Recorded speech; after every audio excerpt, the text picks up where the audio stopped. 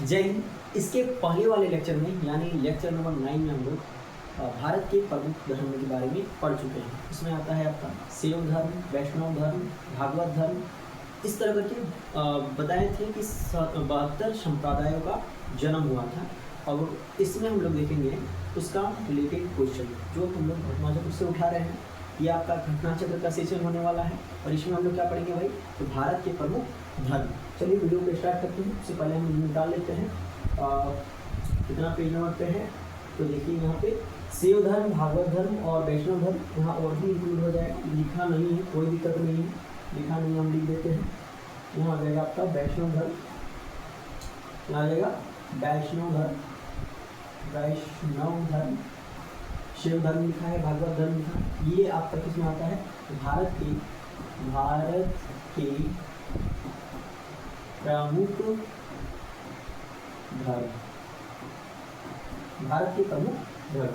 Page number संख्या की बात करें तो 79 से 85 तक लिया है। देखते हैं इसमें कितना क्वेश्चन हम लोग जो पढ़े हैं उससे मिल रहा है, कितना क्वेश्चन न्यू एड हो रहा है और किस प्रकार का क्वेश्चन पूछा जाता है आपका एग्जाम में।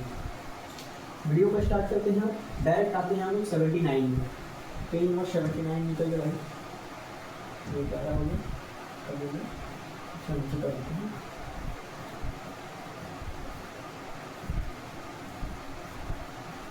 निकल गया, चलिए 79 निकल गया। 79 ये रहा आपका, ये देखिए शैव धर्म और भागवत धर्म। क्या लिखा है हेडलाइन में आपका लिखा है शैव धर्म और भागवत धर्म। देखो भागवत धर्म से वैष्णव धर्म का विकास हुआ है। भागवत धर्म से क्या हुआ है, हम वैष्णव धर्म का विकास हुआ है। लेकिन परंपरानुसार यानी परंपरा के अनुसार प्रवर्तक विष्णु या फिर सतवत या फिर वंशी कृष्ण थे। कौन थे भाई इसके संस्थापक या फिर प्रवर्तक, तो आपका विष्णु नाम है या फिर सतवत या फिर वंशी कृष्ण, इन्हीं का नाम है। ठीक है, इससे हम लोग को कहाँ से जानकारी मिल रहा है, तो मिल रहा है इससे जानकारी छंदोबद्ध उपनिषद से और तैतरेय अरण्यक से या फिर छंदोबद्ध उपनिषद से हम लोग को जानकारी मिलता है। चलिए इसका क्वेश्चन हम लोग डायरेक्ट लेते हैं, क्वेश्चन को सॉल्व करते हैं। इसका बहुत लंबा है, ये सब आप लोग पढ़ सकते हैं। जो जितना दिया है ना उसको हम प्रोवाइड करा देने के लिए आप लोग इसको पढ़ सकते हैं। क्वेश्चन नंबर फर्स्ट ये आपका स्क्रीन में है और क्वेश्चन बोल रहा है कि भारत में प्राचीन विषयोपति, ठीक है, विषयों धर्मों के अनुसार 4 युग के चक्र दिया है। मतलब जो हम लोग का 4 युग चल रहा है इसका चक्र दिया है और उसको बोल रहा है कि क्रम, इस क्रम में लिखना है। मतलब 4 युग जो है उस क्रम में लिखना है, मतलब सही क्रम क्या होगा। तो पहले आता है आपका सतयुग। पहले क्या आता है भाई, सतयुग। तो ऊपर में सतयुग नहीं है, ये नहीं होगा, चलो काट दो।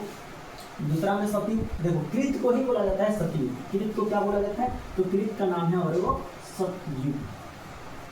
कृत का क्या नाम है, तो सतयुग नाम है। तो कृत तो है लेकिन कृत के बाद यानी सतयुग के बाद द्वापर नहीं आता है, सतयुग के बाद त्रेता आता है।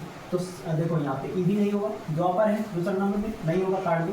यहाँ देखो त्रेता बोले अभी, कृत यानी सतयुग होता है पहला नंबर में, तो ये भी गलत हो गया। लास्ट में ऑप्शन जो बचा ऑप्शन नंबर सी। पहले क्या आता है, तो पहले आता है सतयुग, फिर आता है त्रेता, फिर आता है द्वापर और अभी चल रहा है हम लोग का क्या, कलयुग। यहाँ तक समझ में है, आगे चलते हैं। Question number 2। क्वेश्चन नंबर 2 बोल रहा है कि निम्नलिखित में से कौन सा प्राचीन भारत में शैव संप्रदाय था। अच्छा क्या बोल रहा है कि निम्नलिखित में से कौन सा प्राचीन भारत में शैव संप्रदाय था। तो शैव संप्रदाय था आपका मतमयूर। क्या था भाई, मतमयूर आपका क्या था, शैव संप्रदाय था। शैव संप्रदाय पूछेगा तो कौन था, मतमयूर। नेक्स्ट क्वेश्चन, क्वेश्चन नंबर 3 है। क्वेश्चन नंबर 3 हो रहा होगा। क्वेश्चन नंबर 3 देखिए, क्वेश्चन नंबर 3 बोल रहा है कि अर्धनारीश्वर मूर्ति में आधा शिव और आधा पार्वती का प्रतीक है। यानी अर्धनारीश्वर क्या है भाई, कोई मूर्ति है उसमें आधा शिव का और आधा पार्वती का जो रूप दिखाया गया है वो क्या है पूछ रहा है। तो देवी और उसकी शक्ति का योग को दिखाया गया है। प्राचीन काल में अर्धनारीश्वर के रूप में शिव की कल्पना की गई है, जो पुरुष प्रकृति अथवा देव और उसकी शक्ति के योग को दर्शाता है। किसके उसको दर्शाता है? तो किसी पुरुष के शक्ति या फिर उसके योग को दर्शा रहा है। शिव और पार्वती का संयुक्त मूर्तियां गुप्त युग में और उसके प्रवर्ती युग में विशेष रूप से उकरी गई है, यानी उत्खनित की गई है। इसी संयोग का वर्णन कालिदास ने कुमार संभव में अत्यंत यातनापूर्वक से किया है।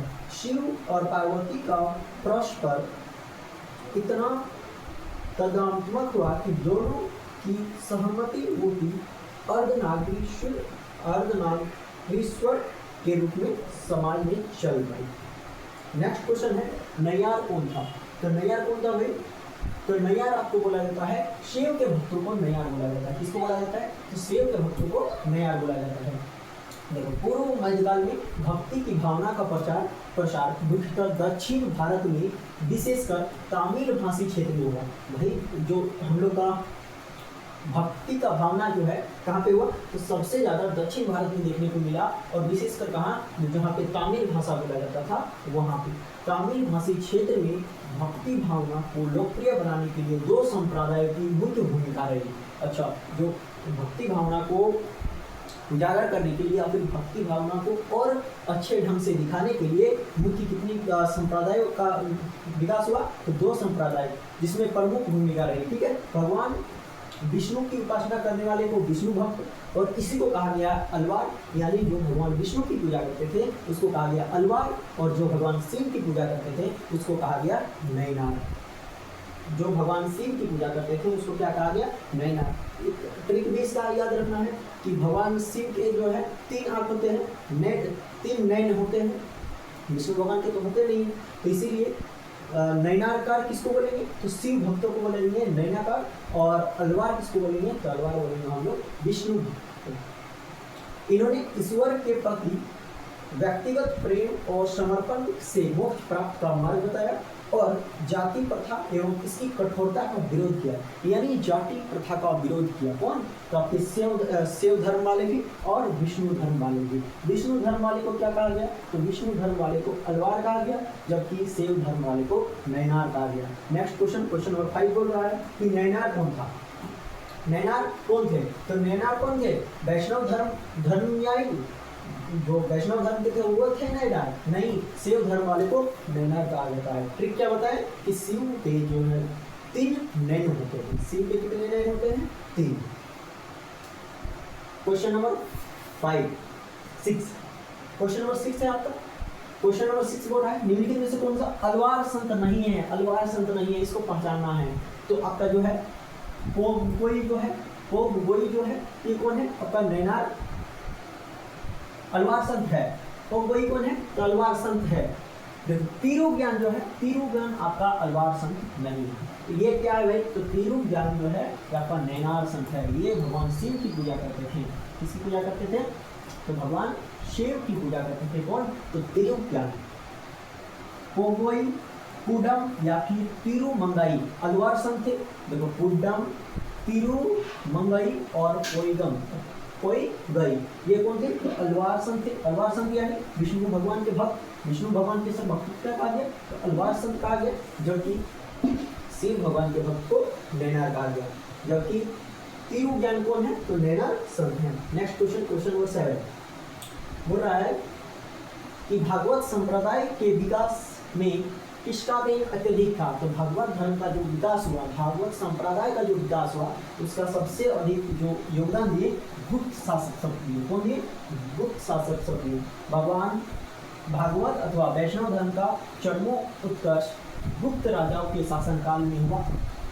गुप्त नरेश वैष्णव मतुनाई था तथा उन्होंने इस अपना राजधर्म बनाया। इसको क्या बनाया? तो राजधर्म बनाया। और अधिकांश गुप्त शासक जो है परम भागवत की उपासना या फिर धारणा क्या करते थे? विष्णु का वाहन भी गरुड़ होता है, जो गुप्त का है क्या? तो राजकीय चिन्ह है। आगे पढ़ाएंगे गुप्त में, गुप्त का राजकीय चिन्ह जो होता है वो गरुड़ है, और विष्णु भगवान का भी जो वाहन है हेलीकॉप्टर, वो भी क्या है? गरुड़ है। इसीलिए विष्णु मतलब भागवत धर्म का विकास जो हुआ गुप्त शासक द्वारा सबसे ज्यादा किया गया। नेक्स्ट क्वेश्चन, क्वेश्चन नंबर 8 बोल रहा है कि भागवत धर्म के प्रवर्तक थे, तो कृष्ण थे, अभी पढ़ा है, कृष्ण थे, कौन थे? कृष्ण थे। परम्परानुसार भागवत धर्म के प्रवर्तक वृष्णि या फिर सतवत या फिर इसी को कहा गया है वंशिक विष्णु। क्या कहा गया है? तो वंशिक विष्णु। ऑप्शन क्या है होगा? Option number B. जनक को तो नहीं बोलेंगे, याज्ञवल्क्य को तो नहीं बोलेंगे, सूर्यदास को भी नहीं बोलेंगे। अच्छा, कृष्ण को ही क्या कहा जाता है? तो वासुदेव का पुत्र कहा जाता है। क्या कहा जाता है भाई? तो वासुदेव का पुत्र। क्या कहा जाता है? वासुदेव का पुत्र कहा जाता है। इसलिए वासुदेव का पुत्र होने के कारण वासुदेव कृष्ण कहा जाता है। वासुदेव का जो पुत्र है कृष्ण भगवान, उनको वासुदेव का पुत्र होने के कारण उसको क्या कहा गया है? तो वासुदेव कृष्ण कहा गया है। और ये मथुरा के थे। कहाँ के थे? कृष्ण भगवान हमारे कहाँ के थे? तो मथुरा के थे। इनका जो विकास या फिर इनके बारे में पता किससे चलता है हम लोग को? तो छंदोबद्ध उपनिषद से पता चलता है। उन्हें देवी का पुत्र कहा गया है। कृष्ण भगवान को ही क्या कहा गया है? तो देवी का पुत्र कहा गया है, जो घोर अंगिरस का शिष्य बताया गया है। और इनको घोर अंगिरस का क्या बताया गया है? शिष्य बताया गया है। किसको? कृष्ण भगवान को, भागवत धर्म के संस्थापक। नेक्स्ट क्वेश्चन है क्वेश्चन नंबर 9। बोला निम्नलिखित में से किस ग्रंथ में सर्वाधिक या फिर सर्वप्रथम देविका के पुत्र कृष्ण का वर्णन किया गया है? तो अभी बोले छंदोबद्ध उपनिषद। ऑप्शन नंबर बी, छंदोबद्ध उपनिषद। नेक्स्ट क्वेश्चन है क्वेश्चन नंबर 10। वासुदेव कृष्ण की पूजा सर्वप्रथम, वासुदेव श्री कृष्ण की पूजा सर्वप्रथम किसने प्रारंभ की थी? किसने प्रारंभ की थी? तो भागवतों ने। कृष्ण भगवान के जो भक्त हैं उनको क्या कहा जाता है? भागवत कहा जाता है। और उन लोगों ने ही कृष्ण भगवान की पूजा जो है सबसे पहले प्रारंभ की थी। वैष्णव धर्म का प्रारंभिक रूप भागवत धर्म के अंतर्गत देवी का पुत्र भगवान वासुदेव कृष्ण के पूजन में दर्शाता है, जो संवतः 6ठी शताब्दी ईसा पूर्व से पहले स्थापित हो चुका था। वासुदेव जो कृष्ण का प्रारंभिक नाम था, पाणिनि के युग में प्रचलित था। किसके युग में प्रचलित था? पाणिनि के युग में प्रचलित था। उस युग में वासुदेव की उपासना करने वाले वासुदेवक या फिर भागवत कहा जाता था। इनको वासुदेवक या फिर क्या कहा जाता था? तो भागवत कहा जाता था। नेक्स्ट क्वेश्चन है क्वेश्चन नंबर 11। बोल रहा है निम्नलिखित में से किस देवता को कला में हल के लिए प्रदर्शित किया गया है? तो कला में हल के लिए मतलब बाजू में हल कौन रखते थे? तो आपके बलराम जी रखते थे। Option number B. भारतीय संस्कृति या फिर परंपरा के अनुसार कला में हल किए कृष्ण के भाई बलराम को प्रदर्शित किया गया है। उन्हें हलधर के नाम से भी जाना जाता है। तो क्वेश्चन आएगा कि हलधर किसी को कहा गया है? तो बलराम जी को कहा गया है। नेक्स्ट क्वेश्चन है क्वेश्चन नंबर 12। भागवत संप्रदाय में भक्ति के रूप की संख्या कितनी है? भागवत संप्रदाय में यानी विष्णु भगवान की जो उपासना करते हैं उसको क्या कहा जाता है? तो भागवत संप्रदाय के लिए कहा जाता है। इसमें जो है भक्ति के कितने रूप को दर्शाया गया है? तो भक्ति के 9 रूप को दर्शाया गया है। इसको कहा गया है नवाधि भक्ति। नवाधि भक्ति क्या कहा गया है? नवाधि भक्ति, इसीलिए 9 रूप को दर्शाया गया है। नेक्स्ट क्वेश्चन है क्वेश्चन नंबर 13। हेलियोडोरस का वैश्यनगर अभिलेख संदर्भित है या फिर कहाँ पे है? सीधा सीधी क्वेश्चन है कि हेलियोडोरस का वैश्यनगर अभिलेख कहाँ पे है? कहाँ पे है भाई? तो मतलब किससे संबंधित है? किससे संबंधित है? किससे संबंधित है? तो वासुदेव जी से संबंधित है। भागवत धर्म से संबंध प्रथम उपलब्ध यानी भागवत धर्म से जो पहला साक्ष्य मिला है किसका मिला है? तो वैश्यनगर का गरुड़ स्तंभ मिला है। और इससे पता चलता है कि दक्षिण शिला यानी यवन के राजदूत, कौन के राजदूत? तो एवन के राजदूत हेलियोडोरस भागवत धर्म ग्रहण किया था और इस स्तंभ की स्थापना करवाया था तथा इसकी पूजा भी की थी। इस पर उत्प्रेरक लेख हेलियोडोरस को भागवत तथा वासुदेव को देव वस अर्थात देवताओं का देवता कहा जाता है। Question number 14। क्वेश्चन नंबर 14 बोल रहा है कि भागवत धर्म से संबंधित प्राचीनतम अभिलेख साक्ष्य कहाँ पे मिला है? तो आगे बोले हेलियोडोरस का वैश्यनगर अभिलेख। किसका? हेलियोडोरस का वैश्यनगर अभिलेख। Option number B. Next question है क्वेश्चन नंबर 15। क्वेश्चन नंबर 15 बोल रहा है कि भागवत धर्म का ज्ञात सर्वप्रथम अभिलेख, मतलब वही क्वेश्चन रिपीटेड क्वेश्चन है। देखो यूपीपीसीएस का 2008 में पूछा है, फिर उत्तराखंड पीसीएस 2012 में पूछ लिया है। क्वेश्चन बोल रहा है कि भागवत धर्म का ज्ञात सर्वप्रथम अभिलेख साक्ष्य है। सीधा सीधा क्वेश्चन पूछता है कि भागवत धर्म का जो पहला साक्ष्य मिला है कहाँ से मिला है या फिर कौन सा है, तो वैष्णनगर का गरुड़ ध्वज अभिलेख। वैष्णनगर का गरुड़ ध्वज अभिलेख किसका है, किसका है भाई, अभी बताएं, हेलियोडोरस का है। हेलियोडोरस, हेलियोडोरस, हेलियोडोरस का है, किसका है, तो हेलियोडोरस का है, ऑप्शन नंबर सी हो जाएगा। नेक्स्ट क्वेश्चन है क्वेश्चन नंबर 16, वैष्णनगर अभिलेख का हेलियोडोरस कहाँ का निवासी था, तो अभी बताएं यवन का था, कहाँ का था, यवन का था। यवन ऑप्शन में नहीं है तो तक्षशिला मानना है, ऑप्शन नंबर बी। कारण कि यवन जो आता है, यवन आता है इधर, ये मान के चलो एशिया है, उसके बाद ये यवन में और एशिया में जैसे इंटर करेगा तो भारत में आने के लिए इसको किससे, तो तक्षशिला से गुजरना पड़ेगा। बाद में आएगा ना मथुरा, पहले तक्षशिला आएगा, उसके बाद इस तरह करके ऑप्शन नंबर क्या हो जाएगा, बी हो जाएगा। नेक्स्ट क्वेश्चन है क्वेश्चन नंबर 17। क्वेश्चन नंबर 17 बोल रहा है कि विष्णु के किस अवतार को सागर से पृथ्वी का उद्धार करते हुए अंकित किया गया है, तो बारहा को। किसको, बारहा को। भगवान विष्णु यानी इसको दैत्यराज हिरण्यकश्यप का वध करने के लिए बारहा रूप धारण किया था। भगवान विष्णु जो थे वो क्या थे, तो दैत्य राजा थे हिरण्याक्ष। कौन थे, तो दैत्य राक्षस थे हिरण्याक्ष, और इन्हीं का वध करने के लिए बारहा रूप का रूप धारण किया था। उसके चंगुल से धरती को छुड़ाया था, और क्या किया था ना, इनसे यानी हिरण्याक्ष से धरती को छुड़ाया था। पौराणिक चित्रों में 12 भगवान धरती को अपने दांतों के ऊपर संतुलित कर सागर से निकलते हुए दर्शाए गए हैं। इस अवतार में मानव शरीर का 12 सिर और 4 हाथ जो भगवान विष्णु की तरह सम, चक्र, गदा और पद्म लिए हुए हैं, दैत्य हिरण्याक्ष से युद्ध कर रहे हैं। अवतार क्रम में यह विष्णु का तीसरा अवतार माना जाता है। अच्छा, जो ये 12 राज का जो रूप धारण किए थे, ये इनका तीसरा अवतार माना जाता है। इसका तीसरा अवतार है तो विष्णु भगवान का। नेक्स्ट क्वेश्चन है कौन सा अवतार है तीसरा, तो 12।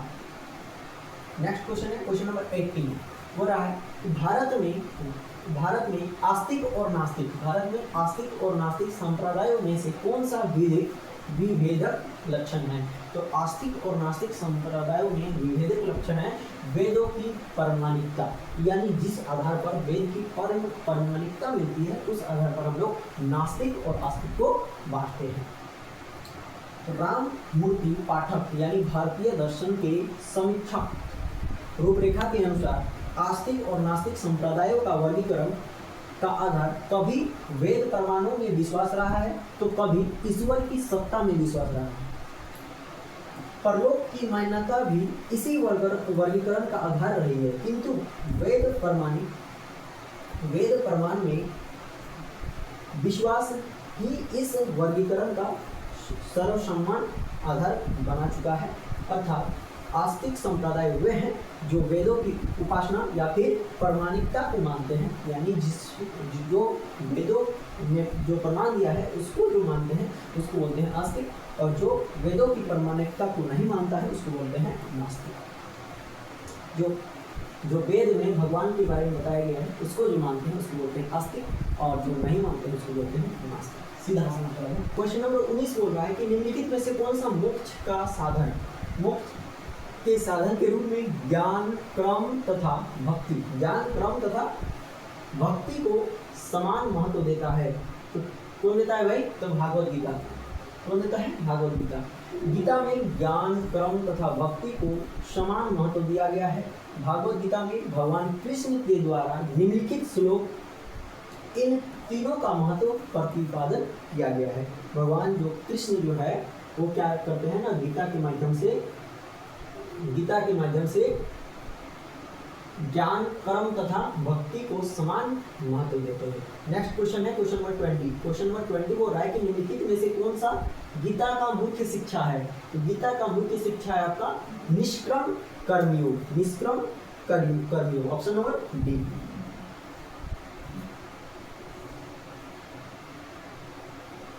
गीता का कर्मयोग निष्कर्म कर्मयोग है। निष्कर्म कर्मयोग का अर्थ है कि हम कर्म को सदैव साध्य के रूप में देखें। इसको देखें तो कर्म को सिर्फ कर्म को ही हम लोग क्या करेंगे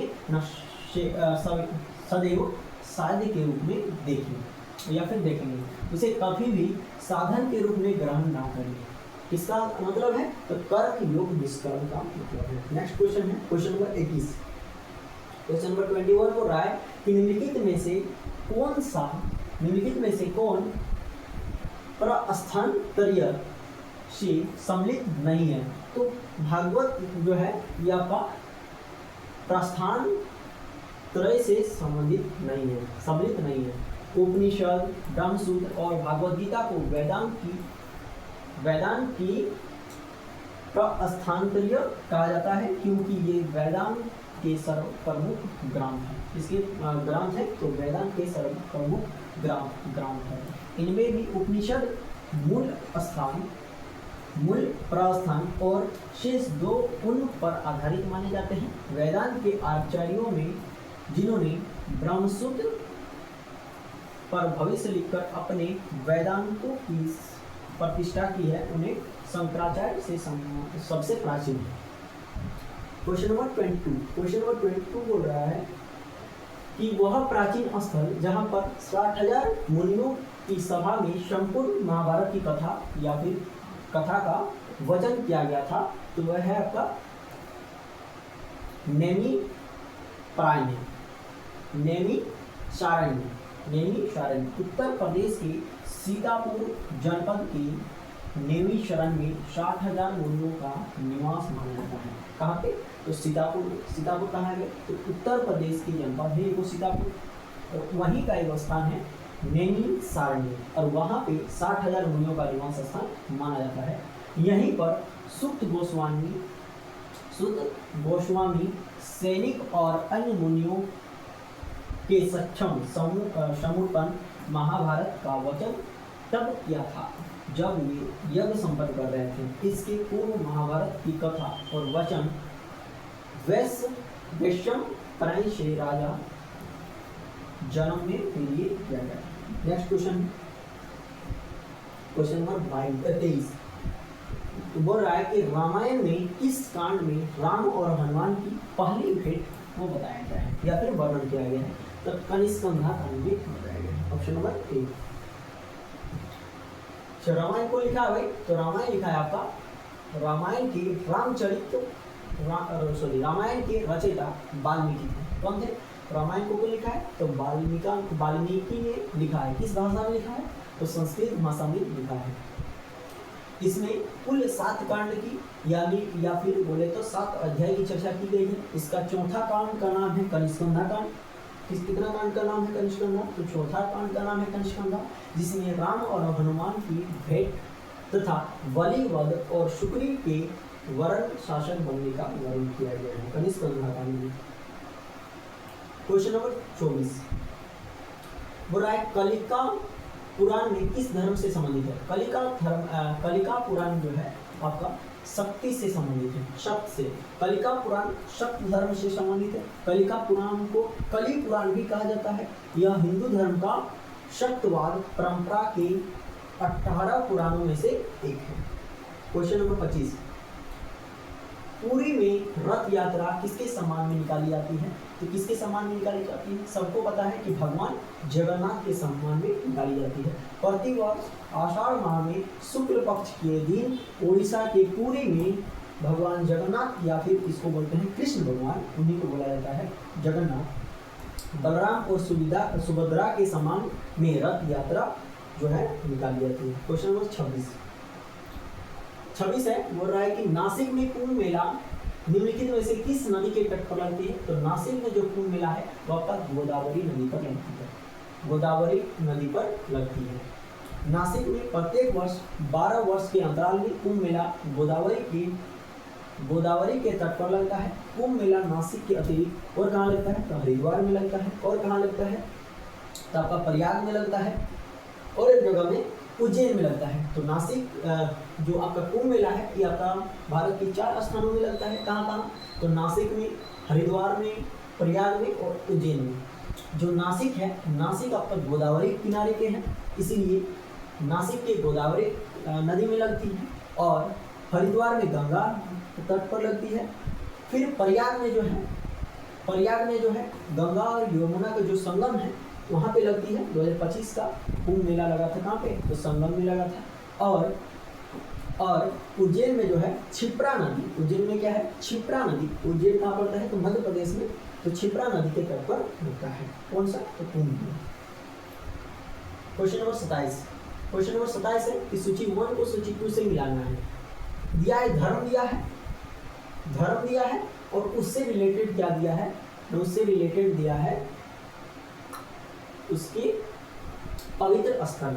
देखो जैन धर्म का पवित्र स्थल क्या है? नहीं पता, छोड़ दो। इस्लाम धर्म का जानता है? मदीना होगा। इस्लाम धर्म का क्या होगा? मदीना होगा। इसको लगा दो। तो 1 का 3, सॉरी सी का 3 देखो ऑप्शन किस में है? 27 का ऑप्शन नंबर देखो, 27 का 1 का 3 बोले ना, सॉरी इसका सी का 3 बोले ना। देखो ना यहाँ पे इस्लाम धर्म और सी का 1 देखना है। यहाँ देखो सी का 1 यहाँ देखो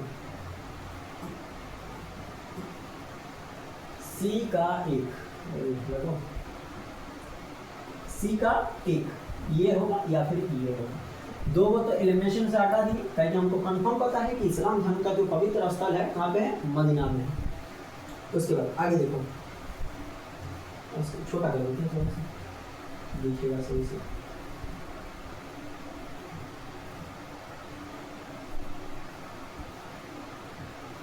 नहीं दिखेगा और छोड़ दो।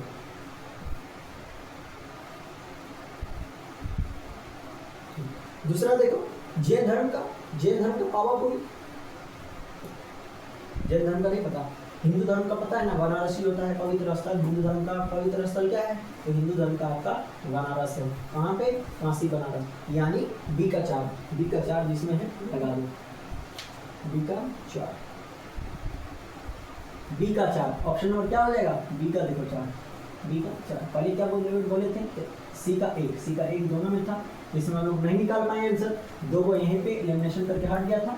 और अब हम लोग देखें बी का 4। तो बी का 4 हम लोग को किस में नजर आ रहा है? तो ऑप्शन नंबर सी। जैन धर्म का पवित्र स्थल पावापुरी, हिंदू धर्म का पवित्र स्थल बनारस, इस्लाम धर्म का पवित्र स्थल मदीना, और ईसाई धर्म का पवित्र स्थल आपका वेटिकन सिटी।